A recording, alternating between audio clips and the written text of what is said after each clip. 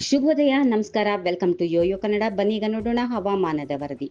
ಚಂಡಮಾರುತದ ಪ್ರಭಾವದಿಂದಾಗಿ ಭಾರತದ ಹಲವು ರಾಜ್ಯಗಳಲ್ಲಿ ಮುಂದಿನ ಕೆಲವು ದಿನಗಳಲ್ಲಿ ಭಾರಿ ಮಳೆಯಾಗುವ ಸಾಧ್ಯತೆಗಳಿವೆ ಎಂದು ಭಾರತೀಯ ಹವಾಮಾನ ಇಲಾಖೆ ಮುನ್ಸೂಚನೆಯಲ್ಲಿ ತಿಳಿಸಿದೆ. ಕರ್ನಾಟಕದ ರಾಜ್ಯದಾದ್ಯಂತ ಮುಂದಿನ 2 ದಿನಗಳ ಕಾಲ ಭಾರಿ ಮಳೆಯಾಗುವ ಸಾಧ್ಯತೆಗಳಿವೆ ಎಂದು ಹವಾಮಾನ ಇಲಾಖೆ ಮಾಹಿತಿಯನ್ನ ನೀಡಿದೆ. ಈ ಅವಧಿಯಲ್ಲಿ ಭಾರಿ ಗಾಳಿಯು ಬೀಸುವ ಸಂಭವ ಇದೆ. ಕರಾವಳಿ ಜಿಲ್ಲೆಗಳನ್ನ ಹೊರತುಪಡಿಸಿ ರಾಜ್ಯದ ಎಲ್ಲಾ ಜಿಲ್ಲೆಗಳಿಗೆ ಹಳದಿ ಎಚ್ಚರಿಕೆ ಘೋಷಣೆ ಮಾಡಲಾಗಿದೆ. ವಿಶೇಷವಾಗಿ ಧಾರವಾಡ, ಗದಗ, ದಾವಣಗೆರೆ, ಹಾವೇರಿ ಮತ್ತು ಉತ್ತರ ಕನ್ನಡ ಜಿಲ್ಲೆಗಳಲ್ಲಿ ತೀವ್ರ ಮಳೆಯಾಗುವ ನಿರೀಕ್ಷೆ ಇದೆ. ಕರಾವಳಿ ಕರ್ನಾಟಕಕ್ಕೆ ಯಾವುದೇ ವಿಶೇಷ ಎಚ್ಚರಿಕೆ ಇಲ್ಲದಿದ್ದರೂ ರಾಜ್ಯದ ಒಳನಾಡಿನ ಭಾಗಗಳಲ್ಲಿ ಗಮನಾರ್ಹ ಮಳೆಯಾಗಿದೆ ಎಂದು ಇಲಾಖೆ ವರದಿ ಮಾಡಿದೆ. ರಾಜಧಾನಿ ಬೆಂಗಳೂರಿನಲ್ಲಿ ಕಳೆದ ದಿನ ಮಳೆಯ ಪ್ರಮಾಣ ಕಡಿಮೆಯಾಗಿತ್ತು ಮತ್ತು ಮೋಡ ಕವಿದ ವಾತಾವರಣ ಇತ್ತು. ಆದರೆ ಇಂದು ಭಾರಿ ಮಳೆಯಾಗುವ ಸಾಧ್ಯತೆ ಇದೆ ಎಂದು ಹವಾಮಾನ ಇಲಾಖೆ ಎಚ್ಚರಿಕೆ ನೀಡಿದೆ. ಇನ್ನು ಆಗಸ್ಟ್ 26ರಿಂದ 28ರವರೆಗೆ ಕರಾವಳಿ ಕರ್ನಾಟಕ ಮತ್ತು ಕೇರಳದ ಕೆಲವು ಭಾಗಗಳಲ್ಲಿ ಭಾರಿ ಮಳೆಯಾಗುವ ಸಾಧ್ಯತೆಗಳಿವೆ. ಅದೇ ರೀತಿ ಆಗಸ್ಟ್ 26 ಮತ್ತು 27ರಂದು ಕರಾವಳಿ ಆಂಧ್ರ ಪ್ರದೇಶದ ಕೆಲವು ಪ್ರದೇಶಗಳಲ್ಲಿ ತೀವ್ರ ಮಳೆಯ ನಿರೀಕ್ಷೆ ಇದೆ. ಇದೇ ಅವಧಿಯಲ್ಲಿ ತಮಿಳುನಾಡು,